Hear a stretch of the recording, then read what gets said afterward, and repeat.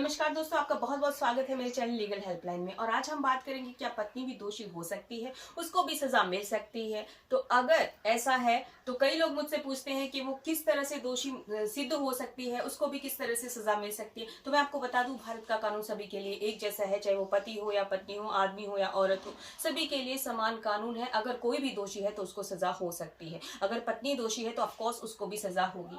IPC section 182 के बारे में अगर हम बात करें तो उसमें दिया गया है कि अगर कोई व्यक्ति झूठी जानकारी देता है पुलिस को और वो पता चलता है कि ये जो जानकारी थी वो झूठी थी, बाद में उसको 6 महीने की सजा हो सकती है अगर वो पता चले कि जानकारी जो थी झूठी थी। कई बार होता है ऐसा है कि पत्नी जाती है पुलिस स्टेशन और झूठी जानकारी पुलिस को देती है और पति को फोर्स करती है कि उसको पैसे दे या कुछ और दे। तो बाद में अगर पता चला कि जानकारी झूठी थी तो ऑफकोर्स पत्नी को भी सजा हो सकती है।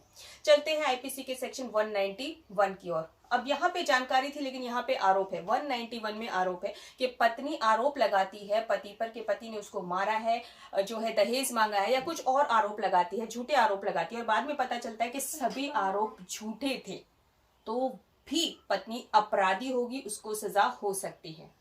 आगे चलते हैं हम सेक्शन 192 की ओर आईपीसी के। इसके अंतर्गत अगर पत्नी झूठे साक्ष्य बनाती है, अब सभी लोग समझदार हैं, अगर उसने आरोप लगाया तो ऑफकोर्स वो एविडेंस तैयार करेगी, साक्ष्य बनाएगी और बाद में पुलिस को क्वेरी के अकॉर्डिंग पता चलता है कि ये सारे साक्ष्य झूठे थे, तो भी पत्नी अपराधी मानी जाएगी। यानी कि अगर झूठे साक्ष्य दिए जाते हैं तो भी अपराधी माना जाता है, उसमें भी सजा निर्धारित है।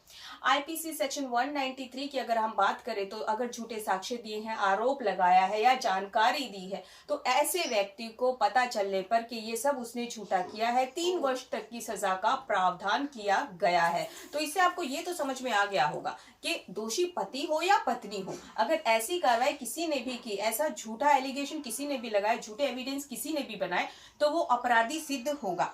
अब आगे चलते हैं आईपीसी के सेक्शन 211 के ऊपर कि इसके अंतर्गत क्या है। इसके अंतर्गत अगर कोई भी व्यक्ति झूठी जानकारी देता है और इसके अंतर्गत झूठे लोगों को गुमराह करने की कोशिश करता है झूठी जानकारी देकर, तो उसको 2 वर्ष तक की सजा का प्रावधान है। अब मैं फिर से बता देती हूँ, पति हो या पत्नी हो, दोनों में से ऐसा कोई भी करता है तो ऑफकोर्स उसको जेल जाना पड़ सकता है। पूरी तरह से आपको पता चल चुका होगा कि अगर पति निर्दोष है और उसके पास ये प्रूफ है कि ये जो एलिगेशन है ये सभी झूठे हैं, तो आप पूरी तरह से निर्दोष सिद्ध हो सकते हैं, डरने की कोई बात नहीं है। Thanks for watching. वीडियो को जरूर शेयर कीजिएगा क्योंकि ऐसे केसेस बहुत हो रहे हैं। सिर्फ पति ही पत्नी को परेशान नहीं कर रहे, कई बार पत्नियां भी पति को परेशान कर सकती हैं। तो आप क्या है, पूरी तरह से अगर निर्दोष हैं तो अपने आप को प्रूव कीजिए कि मैं निर्दोष हूं। ऑफ कोर्स कानून आपके साथ होगा। Thanks for watching.